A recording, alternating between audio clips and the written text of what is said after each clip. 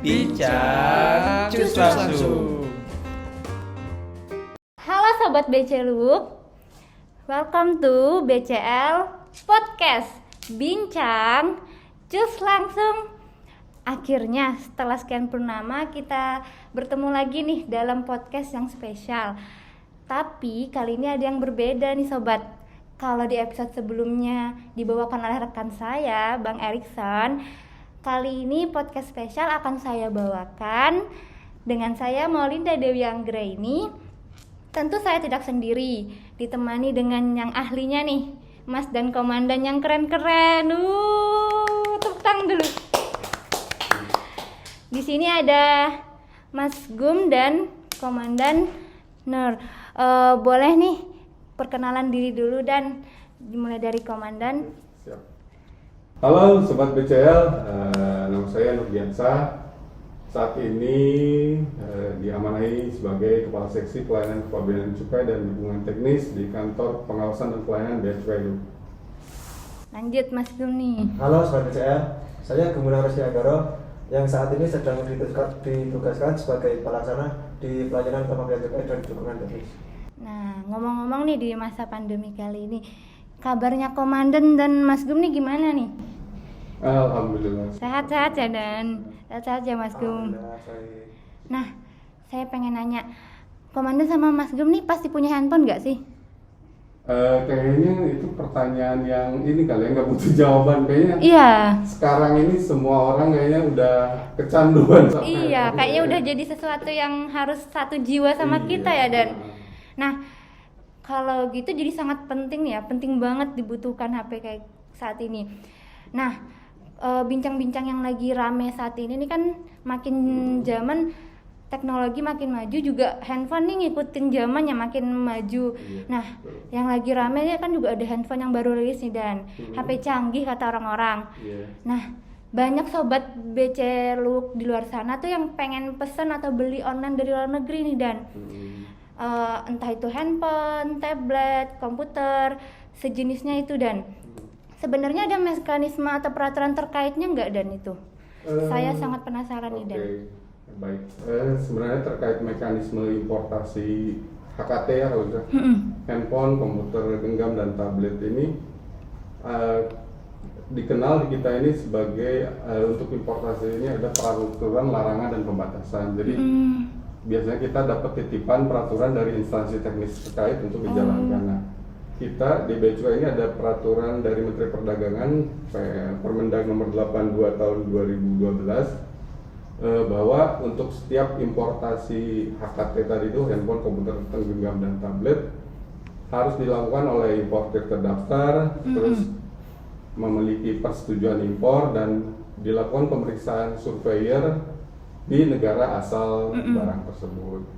Nah, pada gilirannya pada itunya karena banyak sekali barang ini yang tadi seperti Linda bilang boleh mungkin yang beli di luar negeri terus dibawa ke Indonesia. Nah, dimungkinkan adanya pengecualian terhadap yang dibawa oleh awak penumpang, awak sarana pengangkut maupun dikirim oleh barang kiriman dari yang beli di luar negeri. Nah, itu dicantumkan di peraturan Permendag nomor 38 tahun 2013 dengan pengecualian dua alat untuk setiap pembawaan dikirim barang handphone, komputer genggam atau tablet tadi.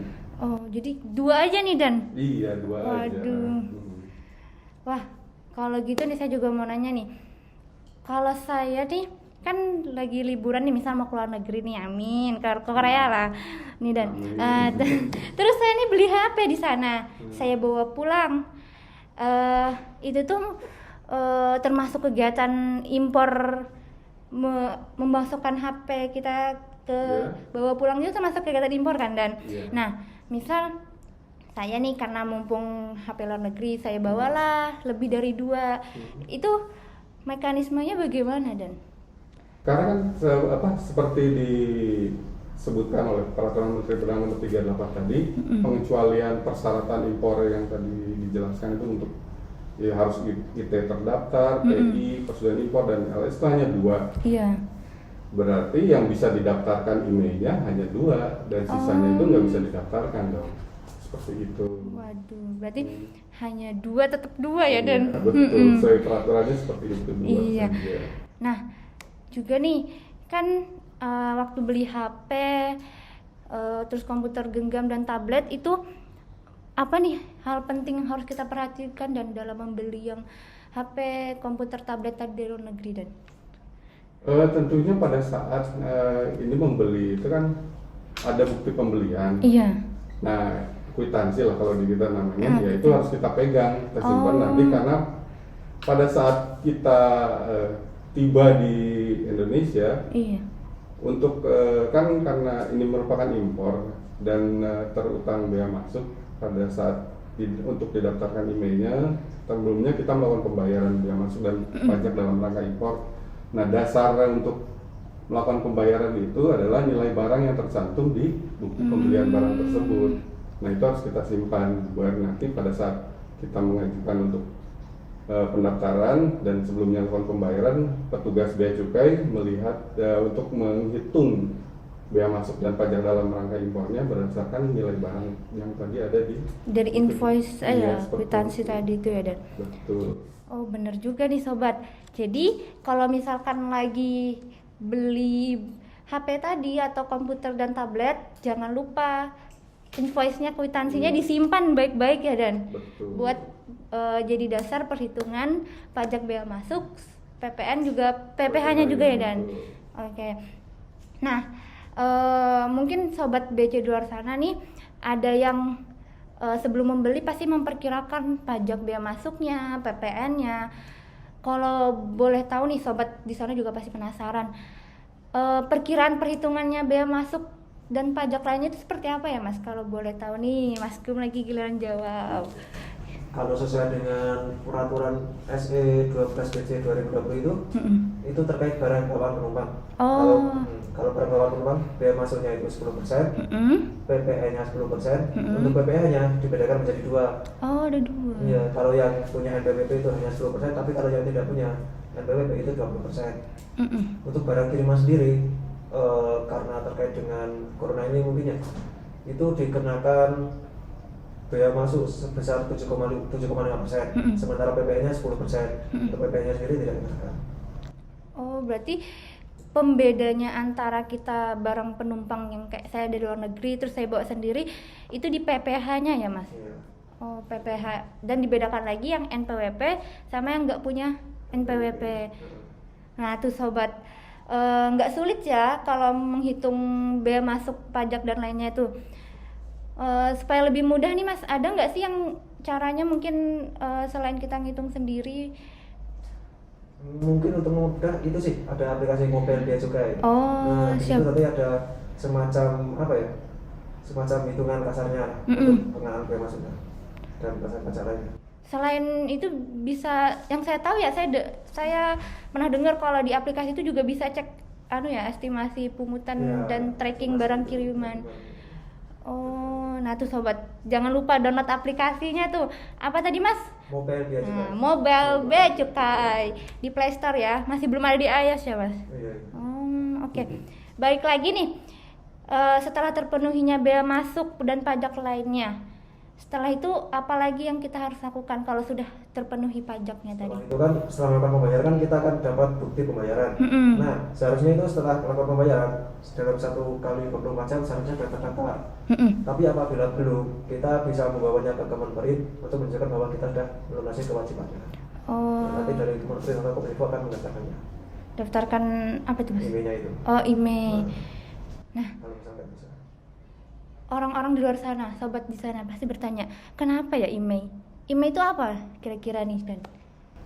Email itu sebenarnya sebagai identitas HP yang dikeluarkan oleh Asosiasi GSM kalau saya tidak salah, bahwa itu penting sekali sebagai identitas HP dan hanya istilahnya apa ya, nomor yang ada di satu itu aja, nggak ada di HP yang lain, nggak mungkin sama gitu. Nggak mungkin Beda sama. seperti itu. Jadi kayak KTP-nya HP Iya, ya Dan? betul seperti itu. HP pun ada KTP-nya tuh sobat, daftar itu. Nah, kenapa kalau tadi email itu harus kita daftarkan. Berarti email ini sangat penting ya, dan kenapa sih tujuannya ada email itu? Mungkin lebih tepatnya kalimatnya kenapa sih diatur gitu email ini, pengaturan iya, pendaftaran email.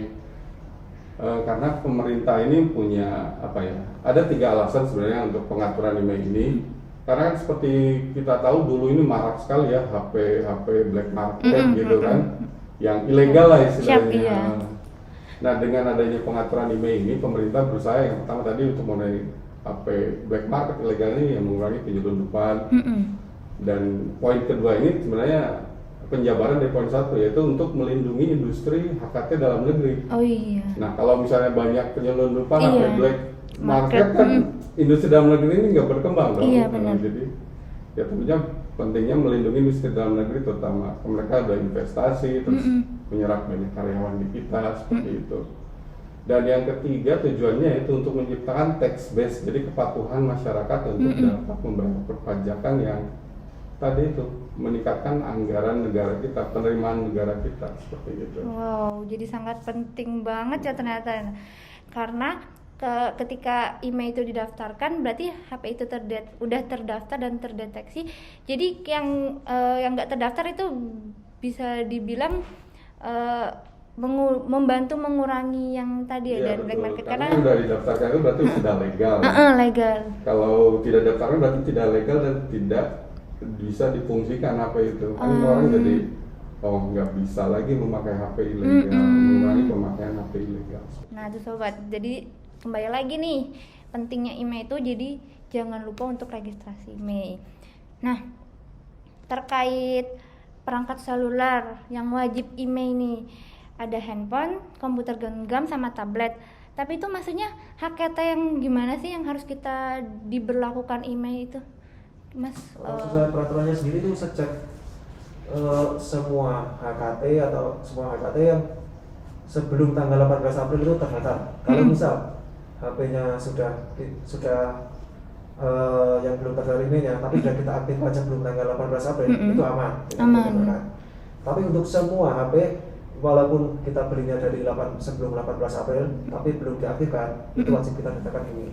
Nih, kalau enggak kenapa nih kalau kita enggak daftar ke tanggal 18 tadi itu, Mas? Nggak bisa digunakan. HP-nya diapain tuh kalau nggak bisa digunakan? Kenapa itu? Ya nggak bisa connect internet, nggak bisa pakai kartu SIM dan lain-lain gitu. Kalau kita nggak daftarin. Jadi bahasanya diblokir jaringannya ya, Mas? bisa. Waduh, gawat tuh sobat kalau nggak didaftarin. Nah, kalau misal nih untuk registrasi email sendiri ada persyaratannya nggak, Mas? Syaratnya harus apa supaya email itu bisa aku tinggal registrasi nih gitu? Untuk barang bawaan rumah sendiri, yaitu persyaratannya pertama yang jelas boarding pass waktu kita datang ke Indonesia, terus email itu sendiri, email sama HP-nya yang mau ditekan, sama invoice. Sama paspor. Nah, selain itu ada tambahnya itu NPWP tadi, yang bisa mempengaruhi pajak PP-nya tadi. Itu saja sih. Berarti kita ulangi lagi nih, paspor. Terus HP-nya yang mau ditekan. HP-nya harus Iya, dikasih juga. Buat bukti bahwa emailnya benar-benar milik HP tersebut. Dan kan kita bisa cek juga spesifikasinya. Dari HP itu ya? Iya. Kemudian tadi apa lagi, Mas? Boarding pass sama invoice. Cukup 4 itu nih sobat. Sama tambahnya NPWP tadi. NPWP, oke. Ternyata tuh mudah karena cuma butuh 4 atau 5 tadi ya, gak banyak. Nah, tapi terkait itu kan gak menutup kemungkinan nih, misalkan ada sobat BCL di sana habis turun dari pesawat terus dia kelupaan, dia main terus keluar aja nih, lupa untuk daftar email dan terlanjur keluar bandara. Kalau seperti itu gimana ya? Dan kayak kan berarti HP-nya belum daftar email, apakah ada ketentuan lain? Terus kita harus bagaimana nih, Dan?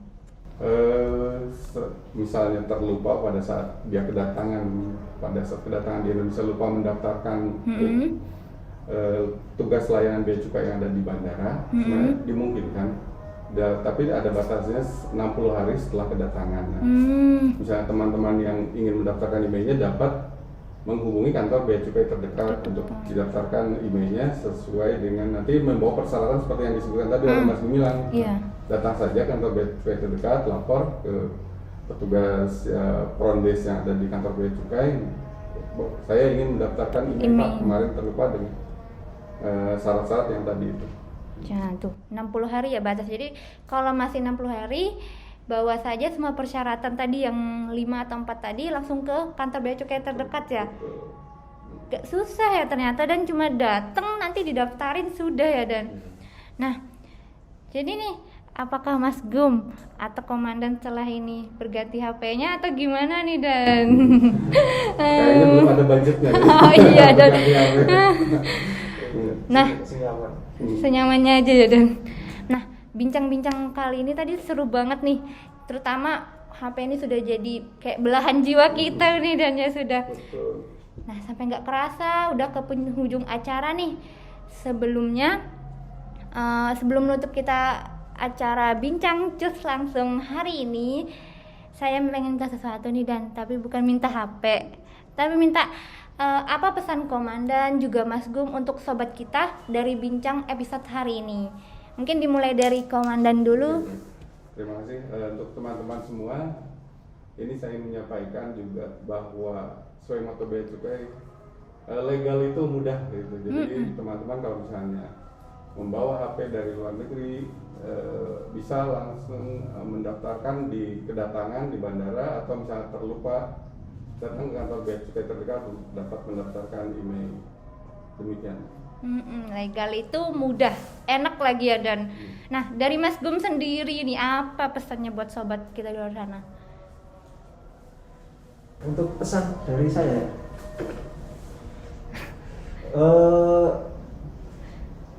apa ya? Untuk pesan saya pribadi untuk teman-teman bea cukai yang ada di luar sana, yaitu bergayalah hidup sesuai dengan kemampuan. Oh iya bener Pak, iya sih. Jangan memaksakan. Yang penting senyaman kita dan nggak bikin sesek nih mikirinnya. Nanti bayar apa lagi ya gitu ya Dan. Mantap sekali komandan dan Mas Gumilang nih. Terima kasih atas kesediaannya udah jadi bintang tamu spesial di episode spesial kita juga. Sama-sama. Nah, mungkin sampai jumpa di episode selanjutnya dengan topik yang gak kalah seru juga, dengan bintang tamu yang narasumber kita luar biasa.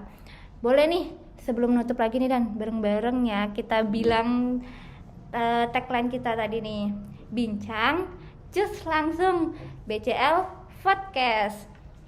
Bareng-bareng ya Dan, Mas Gum. Siap. BCL Podcast, bincang cus langsung. Sampai jumpa.